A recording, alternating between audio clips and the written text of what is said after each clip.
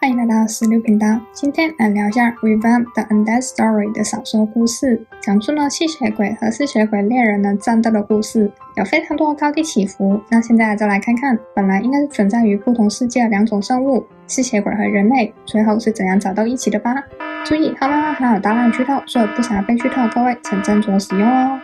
首先简单介绍一下两位主角，共同名字叫拉缪，纯种的吸血鬼，是吸血鬼族呢下一代首领的继承者。但是呢，他在继承首领的位置之前呢，他就被封印到画里面了，而且这一封就是100年。唯一解封的方法就是要看爱人的血呢才能解封。少的名字叫潘，26岁，喜欢收集古董，收集到最后成了一家古董店的老板。小时候呢，在孤儿院长大，有2个很友好的青梅竹马。故事一开始，潘呢自20岁起呢，就会偶然发梦，梦到了一个陌生人会在梦中呢给他一个甜蜜的吻。每次呢在梦中，潘呢都会觉得很幸福。潘呢有想过要找出对方是谁，但是他却毫无线索可言。直到一天，潘呢被竹马叫去了画廊呢帮忙收画。当潘呢到了画廊，见到画的那一刻，他呆住了，因为画中的人就是他在梦中的接吻对象，而那个画中人就是拉缪。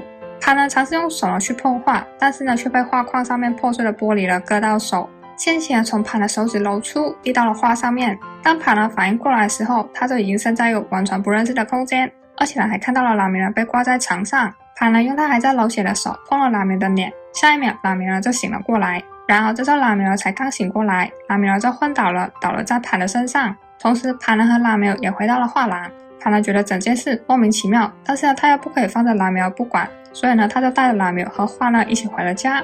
刚被解封的拉缪的身体还很虚弱，也没有身为吸血鬼应该有的能力。但没过多久，拉缪的手下就来接拉缪回基地。拉缪一共有3个主要手下，在拉缪被封印的时候，他把这个能力给了手下保管，而现在手下就把能力还给拉缪。看到拉缪恢复能力的身体，潘呢本能的反应，觉得呢此地不宜久留，所以呢他想要逃跑。结果拉缪手下本来从一开始就不相信潘，所以一看到潘呢要逃走，手下就想要追击潘。途中潘了一个狡猾，从阳台呢掉了出去，眼见之后都落到地面了，拉缪却及时救下了潘。拉缪作为吸血鬼，理应呢是没有心脏的，但是不知道为什么，每次当他看到潘的双眼，他就仿佛感受到了自己强烈的心跳声。拉缪就告诉手下们，潘呢是帮他把封印解除的人，是恩人，所以呢谁都不准碰他。手下们呢虽然没有吱声，但心底里呢他们还是不相信潘，因为吸血鬼族呢一直都被猎人追杀，手下普遍对人类都有很不好的印象。加上潘呢在知道他们是吸血鬼之后呢，反应呢比他们想象中的还要平淡。再加上后来拉缪以安全为由要潘呢留下来跟他们一起住，潘呢也很爽快的答应了。种种不自然的反应都让手下们呢觉得潘呢不值得信任。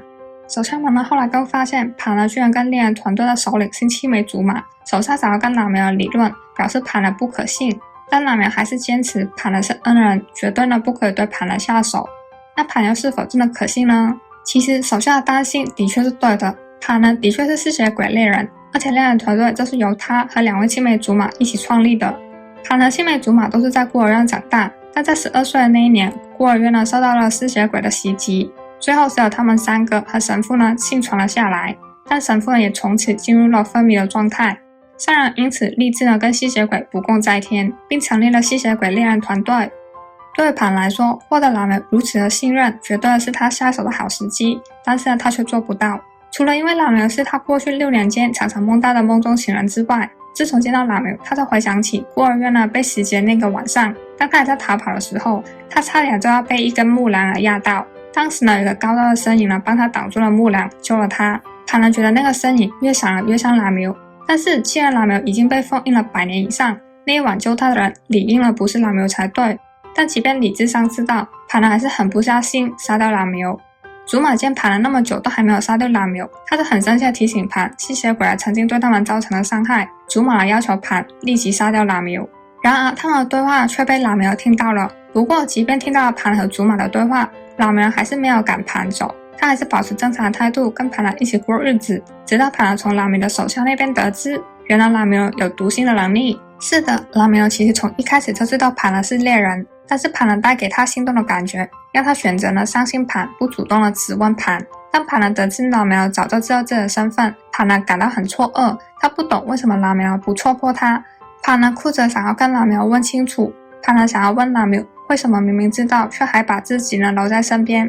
拉米尔没有用言语去回答盘的问题，他只是轻轻的给了盘一个吻，盘呢也没有拒绝，从一开始的前吻到后面的深吻，最后两人就很自然的发生了关系。然而发生关系后，盘呢却感到了空虚，他明白作为猎人的自己呢不可能跟吸血鬼有好的结果，而且即便他今天只是一个普通的人类，人类跟永生的吸血鬼也是不会有好的结局，所以呢他决定离开拉缪。同时盘呢也回到了猎人的基地，表示呢自己要退休，不要再当猎人了。祖玛呢很生气，但盘呢心意已决，盘呢表示自己呢不会再参与猎杀行动，但是他也不会阻止猎人团队继续猎杀吸血鬼。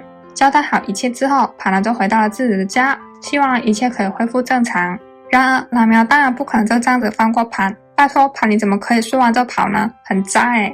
反正拉苗之后就追人呢追到家里来，盘呢就坚持的说人类和吸血鬼不可能有将来，还把拉苗赶出了家门。拉苗只能伤心的回家。回家后的拉苗也迎来了继承吸血鬼首领的仪式，但是盘呢却收到消息，知道猎人团队会出现，出席了活动现场。盘呢担心拉苗的安危，所以就赶到了现场。但盘呢赶到的时候，会场呢已经一片凌乱，双方都有大量的伤员。不过因为拉苗有不杀人类的原则，所以即便有猎人的重伤濒死，拉苗的手下还是会用吸血鬼的力量去救人。这也造成了破口，让猎人呢更容易伤害吸血鬼。拉苗就这样子被专门呢针对吸血鬼的银弹呢击中了，盘呢立即带拉苗去疗伤。眼看猎人要追上来了，迫于无奈之下，拉苗就带着盘到了花中的世界。但是被银弹击中的拉苗身体非常的虚弱，他的理智呢开始被本能的控制，所以他大口的往盘的脖子咬了下去，盘呢刺痛到大声惨叫。盘的叫声唤回了拉苗的理智，但他还是随时在失控的边缘，所以拉苗就叫盘快逃。但是盘呢没有逃跑，他还选择了咬破了自己的舌头，之后呢吻上了拉苗，让拉苗是积极的血量呢虽然不多，但是却已经足够了让拉苗恢复一定的能力。拉苗的理智也因此回来了，拉苗立即就为自己咬了盘的事而道歉，盘呢当然是不介意。之后当拉苗体力恢复的差不多的时候，他们就打算回到现实去救拉苗的手下。幸好画中的世界的时间是停止的，所以拉苗还可以赶回去救吸血鬼同伴。这次猎人的突袭行动结果是以双方的损伤惨重作结。这时候猎人团队的其中一位创立人，也就是盘的青梅，尝试去跟拉苗的手下谈和解。拉苗他们也终于了解到猎人团队的创立的初衷，就是以孤儿院呢作为起点。另外青梅也开始怀疑神父的真实身份，因为神父呢明明常年躺床，但身体却没有任何一点的老化，加上当年孤儿院呢明明整座被毁了，神父却像是神迹般在一堆的瓦砾中活了下来。这一切都加大了青梅对神父的不信任感。青梅呢其实都有跟祖玛讲过这些怀疑，但是祖玛都听不进去，一口就咬定吸血鬼就该死，而且祖玛又和盘呢决裂了，所以最后青梅不得不找上拉苗其中一位手下，希望透过合作找出新的突破口。拉苗的手下一看到神父的照片，就认出了那是被拉苗赶出了家门拉苗的同父异母弟弟。为了寻找更多的线索，拉苗的手下就请拉苗对盘使用读心的能力，从盘的记忆中获得更多的资讯。但是拉苗却强烈的反对，因为只要一有什么闪失，盘的记忆就会被改变，而且这也会对盘的身体造成负担。他为了解决了剩下吸血鬼和猎人团队不共戴天的现状，盘要求拉苗为他读心。争不过盘的拉苗最后只能妥协。进入盘记忆中的拉苗理应上他是只能看不能做任何的事，但是当拉苗看到孤儿院出事的那一晚，眼看盘要被木兰压到了，拉苗还是没有忍住的出手了救了盘。那一刻两人对视，盘的记忆也因此被改变了。所以这也解释了当年盘在遇险的时候救他的身影的确就是拉苗。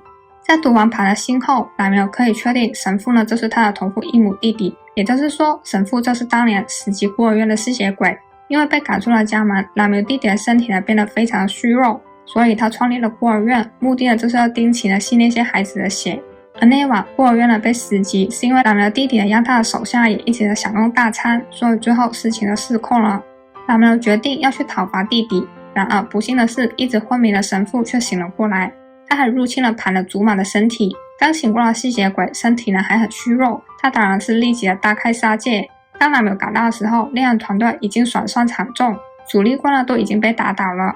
如果只依能力来看的话，拉苗是可以立即的杀掉自己的弟弟，但是因为弟弟入侵了盘的祖玛的身体，如果直接杀掉弟弟也等于了杀掉盘的祖玛。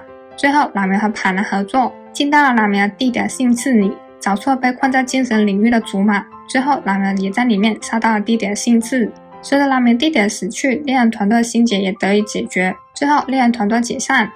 盘的祖玛回去重建孤儿院，盘的青梅成了画廊的老板，拉梅的手下也回归到了跟人类友好的相处模式。最后就是盘和拉梅的感情状况了。盘呢不愿意自己呢死后留下拉梅尔自己一个，但拉梅尔也不愿意把盘呢变成吸血鬼。最后两人决定一起呢搬到花中生活，不受时间影响，永远的在一起，完美小花。以上就是 Revamp 的 Undead Story 的小说故事。个人觉得小说其实有不少的 bug， 有很多的不符合逻辑的地方，会让读者呢看到一半出戏。但毕竟这都已经在讲吸血鬼了，本来就没什么逻辑可言。只看小说的话，故事呢是很吸引人的。但 GMM 出品的剧呢和小说普遍都会有出入，不确定这次的剧和小说会不会差很多。如果可以把 bug 收掉的话，应该呢可以吸引更多的观众。